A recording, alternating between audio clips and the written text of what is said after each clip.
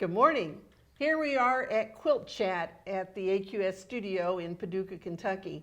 And you know what? We both have dug out our long sleeves, haven't we? We have. It's getting nippy. It's a little nippy here in Paducah right now. Yes. And you know, the leaves right now are just beautiful. And on the weekend, I took an opportunity to drive around town and look at the leaves. And so this was one of the pictures over by the hospital. Beautiful. And of course, we've had rain ever since then, so probably half of those leaves are down now. So it's a good thing I went and looked at them when we did. We really hit our peak this past weekend. It's well, beautiful. so when the weather changes, we begin to think about making quilts. Oh, yes. Get down to business. Well, yes, and you know what? You don't mind having a quilt on your lap when you need a little warmth, do you? No, it's perfect. Well, so today we have a couple quilts that we're going to look at. The one behind us is by Lisa Calle, and it's called PETIT A FOUR. And she has both a book called Divide and Design and an iQuilt class. But what we really want to talk about is the beautiful secondary designs that she gets with her quilting. How she divides it up and makes a totally different, almost a different quilt. Yes. It's the other way around. It's as if the quilting is showing you the quilt design and the piecing is accenting the quilting. That's right. Yeah. It's right. It's very beautiful. Well, and you can see that the piecing itself that she used on that design is pretty simple. So knowing Lisa, she left all that great space so that she could quilt the center. Yeah. It does. Well, and as you look at that, one of the things that I see when we see quilts sometimes that people haven't really filled the space well with quilting all over. Right. You know, when I teach my border class, I always say we quilt the devil out of the center, and then by the time you get to the edge, it's like it's not so much quilting because you want to get this thing done. Right. You're ready for the end. That's right. Well, but what happens then is sometimes that tight quilting in the center shrinks it in some, and then you have these waffly edges on the edge of your quilt. And so she is a master at being able to fill that. And even in those squares along the edge, she's done quilting so that she filled it in with some quilting stitches. So it was approximately the same amount of quilting as she had in the center. Yes. All right. Look at the checkerboard was really cool. Yes. And you know, checkerboard's always fun because you can either fill those squares with a design or you can just do some background stuff in them. True. It divides the space nicely for you. It does. Yes. All right, so the quilt we have here on the table is one of my quilts, and this one is called the Tangled Lone Star. And I had Lisa Sipes quilted this for me. Oh, it's so beautiful. But one of the things that I do when I send my quilts out to be quilted, because you know I do quilt with my credit card. Right? Yes. But I often want a certain look to happen in the quilt. And just like Lisa divided her center up, you can see that I've divided the corner squares up, and I've done it with 2 lines of quilting. You know, when we draw a design, we can draw one black line and it divides it into 2 pieces, doesn't it? It does. But when you quilt, if you just have one design, you just get one valley and you miss the hill and the valley. Right. The 2 designs butt together and there's no real line there anymore. That's right. That's right. So as you're changing or designing your designs for your quilt, just remember that you need 2 lines of quilting to really make it show up. Now, you can see that we did really another design in the triangle that we did here in the corner, a different design from that. And the thing that ties them together are the pebbles. They do. It lets you get the full effect of it. And also, we've quilted a feather shape in the center, and then we've just done the arcs, like most of us do that when we do a Lone Star quilt. But it flattens everything out, and it's about the same amount, and then we carried that feather design to the outside edge, didn't we? It looks really good, yes. All right, now, we did something that was really fun. First of all, when I design my quilting patterns, I use the Golden Threads they call it quilting paper, and you can get that at goldenthreads.com. And you can see through it. And so what I do, even if I send it to a quilter, is I do at least a skeleton of what I'm thinking in that particular spot on the quilt, and I'll pin it right there to the quilt and send it to the quilter. That's amazing. And so I always leave some spaces so they can use their own creativity, but when I know there's certain things I want, I will use this paper. You know, there is nothing better than like actually drawing something out to communicate to your quilter what's the picture in your head, because it's not very fair to send them something and have one picture in your head and then something else comes back different if you didn't share that picture. And then you're disappointed too sometimes. So that's a really good way to make sure they're understanding what you're seeing. That's so wonderful. So you can see that I just cut a square of this quilting paper, exactly the size. Now, you know, when you're designing, you always want to work in finished size. Yes. Because it No doesn't make seam any allowances difference anymore. what you're doing. Whether you're designing a block or you're designing quilting, you want to work in finished size. And now I've got it so I can just make my design fit that square, can I? So Now- did you have any ideas?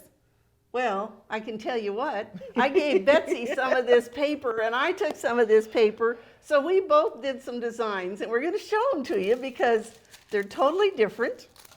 And one of the neat things about using this paper is that you can fold it, and I did. I folded it in half both ways, and then I folded it from corner to corner both ways, and so now you don't have to draw a single line. And I love the reference points. I folded mine a little different. I went in a triangle and then a triangle again. But then I also did the rule of thirds. And so I folded it in thirds to get my references for my squares. All right, so I pictures love that on there. too. I So love she that. built in another border that looks like it slides underneath the design. Yeah. All right, what did you do in the triangle? And so I wanted to repeat this starburst over here. And I wanted to go into the border space. I wanted the quilting design to go over into that. And so, and I played with some fills, and I really loved this because I could audition my fills and see what helped continue the line, because I love the mix of the curved with the straight in the Lone Star. The Lone Star always accents that. So you can see when this is quilted, you're actually carrying those points, like it went underneath this point and then went across the triangle.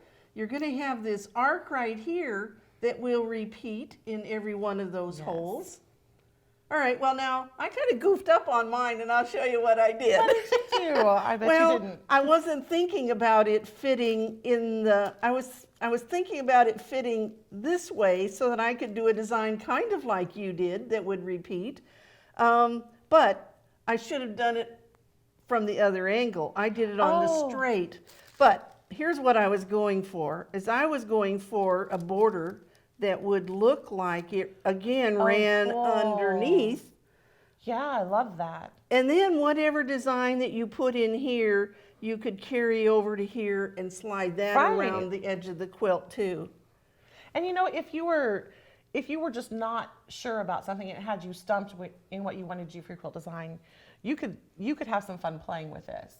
You could, you know, do one thing and then wait till tomorrow after you've slept on it and try something else and then audition the two against each other or something like that. So it'd save you, and you learn, you know, so much just playing with your designs. And of course, you know, I wouldn't have done this.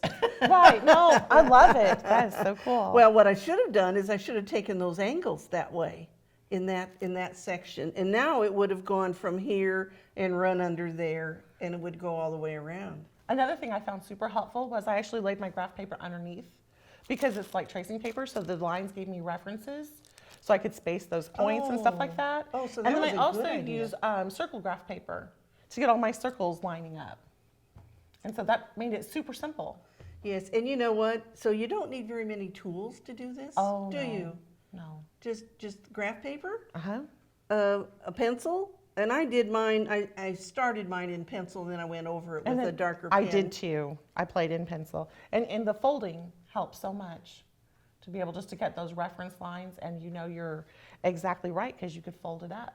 And you can't do that as well with fabric. You Well, have to get those folds out. all right, so we hope that you've picked up some pointers on how to design your own quilting designs for your quilts. Now, I have one more quilt underneath here that is, again, it's one of mine, and we'll just take this one off. But again, we did, and this was quilted for me by Margaret Solomon Gunn. My mind went blank. Oh, yes. And so again, you can see how we've used the double line of quilting in every instance to make those divisions. And that really helps. And It helps then stop how the eye to pretty, pay attention, how yeah. pretty this makes a whole secondary design that frames in the whole quilt. It really is beautiful. And this is just pumpkin seed that we did Mm-hmm. over the design in the center and stitched it right over the top. That is cool. And Linda Poole is watching us. Hi, Linda. Hi, And hi, Linda. Kathy. Kathy Tilley. It's so cool to see our friends show up. That's right, that's right. Yes. And ask us some questions as we go along too. Yes. We're happy to answer. All right, we had a really big on point today. Let's talk about some of Oh, the we things that did. are in it. You know, we had a lot of guests come in and present stuff. So we have APQS came in with a gelato pattern. It's so beautiful, really beautiful. And then we had the McCartys who do they vend with us at the shows. Right. They did a very beautiful wool sleigh, and they have the pattern available on their site. Okay. And all the links are there on aqsblog.com. Yes. There we go. Well, and then we introduced the call for artists. You know, Oh, we one of the did. things that we're going to do at the Daytona show in last day of February into the first week of March is that we're going to have a recycled fashion show. So we have posted the call for artists and an application form. You don't have to have the garment done right now, but we do want you to apply so that we know you're working on it. It's going to be a blast because they're going to use garbage bags and newspaper and spoons and all of those things that would end up in the landfill. Oh, that's going to be so cool. I know. That's a lot of fun. And so we have some designers in that area that'll be participating with us, but we wanted to open it up so anybody cool. who wanted to, and we're calling it a New View upcycled fashion show, and the proceeds from that fashion show will go to the Conklin Center for the Blind there in That is so Daytona neat. Beach. That is wonderful. And you know, we also had Bernina submit for the blog, and you have to help me with the name. They did a type of Pojagi. piecing. The Pojagi. Pojagi. Pojagi piecing. And if- that is so cool. And they have that over on weallsew.com. Yes, and the cool thing about that technique in that video that they show is that all of the seams are finished front and back when you get it all is done. so neat. And so it makes a very light piece. Yes. And you know, those with all those seams in it, and it's beautiful. I saw those when I was in Japan. They had an exhibit, and they used them to wrap gifts in. They used them to cover food on their table to keep flies or something if you were eating outside for a picnic. And they use them for many, many different that's so things, neat. but they are cool. That is so cool. And we even have Quilt Design. Jamie Wallen does a really cool tip video for us on the circled wreaths.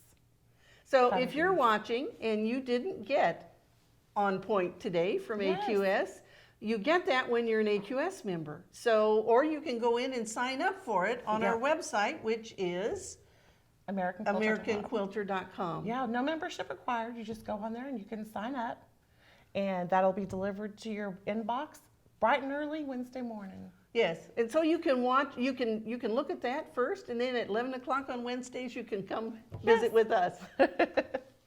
It sure can. All right. Well, you know what? We have a really good program scheduled for you for next week. We're going to talk a little bit about Christmas sewing. Yes, I'm ready. Okay? All right. Well, join us again next week, 11 o'clock on Wednesday morning. That's Central Time. And we'll be right here in the AQS studio.